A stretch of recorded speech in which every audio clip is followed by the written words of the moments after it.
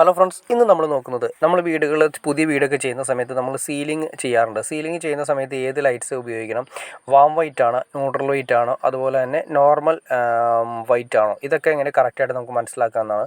നമുക്കിത് ഡ്യൂട്ടൺ എന്ന് പറയുന്ന കമ്പനിയുടെ ജർമ്മൻ കമ്പനിയാണ്. ഡ്യൂട്ടൺ എന്ന് പറയുന്ന കമ്പനിയുടെ 2 വർഷം വാറണ്ടി ഉള്ള സീലിംഗ് പാനൽ ലൈറ്റ്സ് ആണ് നമ്മൾ പരിചയപ്പെടുന്നത്. അതിൻ്റെ കറക്റ്റ് മാർക്ക് ചെയ്തിട്ട് റൗണ്ട് എന്ന് മാർക്ക് ചെയ്തിരിക്കുന്നത്. പിന്നെ അതിൻ്റെ ലൂമിനസ് കാര്യങ്ങൾ മാർക്ക് ചെയ്തിട്ടുണ്ട്. കണ്ടോ, ഒരു ബ്ലാക്ക് ഡോട്ട് കൊടുത്തിട്ടുണ്ട്. WW എന്ന് ഉദ്ദേശിച്ചത് വാം വൈറ്റ് എന്നാണ്.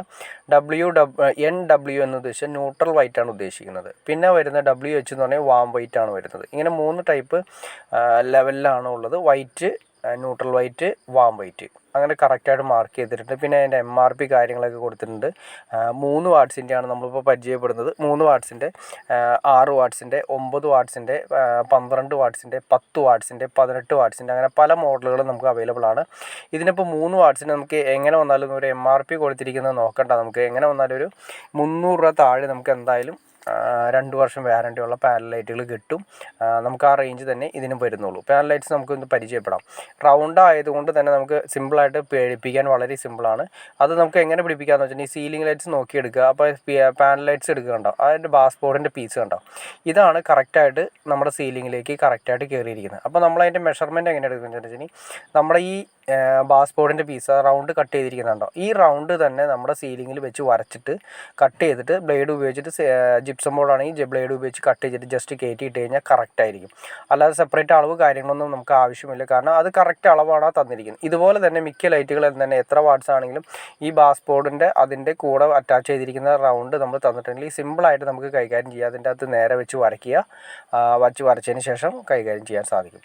പിന്നെ നമ്മൾ ഈ അഡാപ്റ്റർ ഊരിയെടുക്കുമ്പോൾ, അതിൻ്റെ വയർ ഊരിയെടുക്കുമ്പോൾ കാര്യം ശ്രദ്ധിക്കുക. അതിൻ്റെ 2 സൈഡിലും മാർക്ക് ചെയ്തിരിക്കുന്ന രീതി ഉണ്ടോ, അതേ രീതിയിൽ തന്നെ നമ്മൾ രണ്ടാമത് ഫിറ്റ് ചെയ്യുമ്പോഴും കൊടുക്കാൻ. കാരണം പ്ലസും മൈനസും മാറിപ്പോകാതിരിക്കാൻ വേണ്ടിയിട്ടാണ് കമ്പനി അങ്ങനെ കറക്റ്റായിട്ട് കൊടുത്തിരിക്കുന്നത്. നമുക്ക് ഈ പ്ലഗിൻ്റെ, അതായത് ഏതെങ്കിലും ഒരു സൈഡിൽ കറക്റ്റായിട്ട് മാർക്കിംഗ് ഉണ്ട്, ആ മാർക്കിംഗ് വെച്ചിട്ട് വേണം കൊടുക്കാനായിട്ട്. പിന്നെ ഇതിൻ്റെ അകത്ത് കാണിക്കുന്നത് വെച്ചിട്ടുണ്ടെങ്കിൽ നമുക്ക് 3 വാട്ട്സിൻ്റെ പ്ലസ് കണ്ടോ, ആ കാണുന്നത് V+ എന്ന് ഉദ്ദേശിക്കുന്നത് പ്ലസ് വോൾട്ടേജ്, V- എന്ന് ഉദ്ദേശിക്കുന്നത് മൈനസ് വോൾട്ടേജ് ആണ് വരുന്നത്.